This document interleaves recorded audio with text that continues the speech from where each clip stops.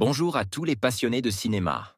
Je suis enchanté de vous retrouver sur ma chaîne Cinémadicte, où je vous propose les meilleures infos sur les nouveautés cinématographiques et les films déjà sortis. N'hésitez pas à vous abonner pour ne rien manquer des contenus captivants à venir. Bonjour à Allons-y. tous, et bienvenue sur ma chaîne. Aujourd'hui, je vais vous parler du film « Le monde de Dory », une suite tant attendue du célèbre « Le monde de Nemo ». Dans cette vidéo, je vais partager ma critique personnelle du film, en explorant ses thèmes, ses personnages et son animation. Je vais également discuter de ce qui fonctionne bien et de ce qui pourrait être amélioré. Restez avec moi pour découvrir si « Le monde de Dory » réussit à capturer la magie de son prédécesseur. C'est parti. Pourquoi est-ce qu'à chaque fois que l'on est au bord d'un récif, il faut qu'il y en ait un qui prenne le large? On ne pourrait pas se contenter de jouir de la vue?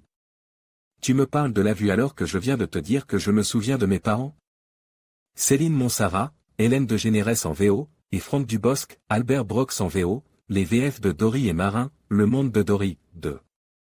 Angus MacLane et Andrew Stanton, 2016, Dory fait partie de ces personnages secondaires qui en marquent tout un public, ces personnages dont les répliques vous accompagnent au quotidien. Ces personnages secondaires qui finalement volaient presque la vedette aux principaux. Il était donc tout à fait logique que Disney et Pixar mettent en scène un long-métrage sur Dory, le studio Pixar n'étant pas vraiment dans une période créative depuis quelque temps et préférant la sécurité en se concentrant sur des suites de leurs grands succès. Hormis l'excellent vice-versa évidemment, le voyage d'Arlo n'étant pas à la hauteur des attentes malgré ses prouesses visuelles. Ainsi le monde de Dory voit le jour et s'impose d'ores et déjà comme un futur succès au box-office. Que cela soit mérite ou non, ce n'est pas vraiment la question. Le monde de Dory est-il vraiment une nouvelle suite réussie à l'image de Toy Story 2 ou bien s'inscrit-il dans la lignée bien moins glorieuse des Cars 2 et compagnie? À vrai dire il s'agit d'un peu des deux, si en effet le monde de Dory s'avère assez fort dans ses thématiques, il n'en demeure pas moins que la finalité de son histoire s'avère assez vaine, ne faisant que surfer sur l'attractivité du personnage. Néanmoins il faut aussi avouer que revoir toute cette panoplie de protagonistes, Nemo, Marin, M. Ray et évidemment Dory, s'avère être un vrai moment de bonheur. C'est un peu comme retrouver de vieux amis et les studios le savent très bien, ces personnages plaisent. L'aventure quant à elle se montre assez riche en péripéties et généreuse en divertissement.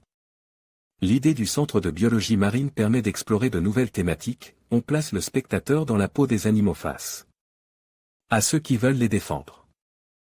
Dans l'idée c'est assez intelligent d'aborder ce genre de thématiques, encore faut-il que le plus jeune public les assimile.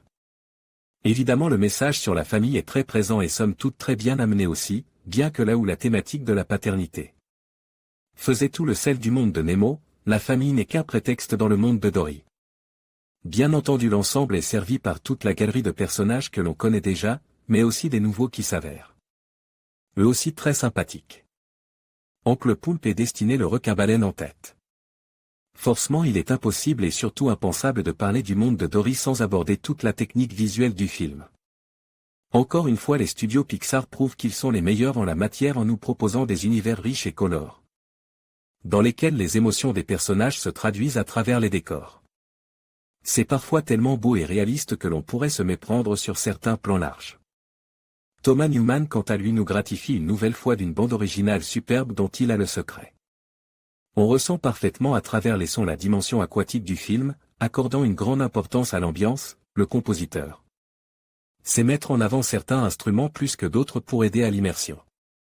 Arme d'un humour ravageur sans laisser pour autant la pure émotion de Cote, le monde de Dory s'avère être une suite assez honnête bien que peu originale. Si l'utilité ou l'inutilité du film est en effet une vraie question que l'on peut se poser, le plaisir est pourtant bien présent. Les plus petits vont sûrement adorer. Ma note, 7,5/10. En conclusion, la critique de « Le monde de Dory » par Stark nous invite à réfléchir sur les thèmes de l'amitié et de la résilience, tout en mettant en lumière les aspects visuels et narratifs du film. Bien que certaines faiblesses soient notées, l'œuvre réussit à captiver un large public grâce à son humour et son message touchant. Cette analyse nous rappelle l'importance de la profondeur émotionnelle dans les films d'animation et nous encourage à revisiter ce classique avec un regard critique. Merci de nous avoir suivis et à bientôt pour de nouvelles réflexions cinématographiques.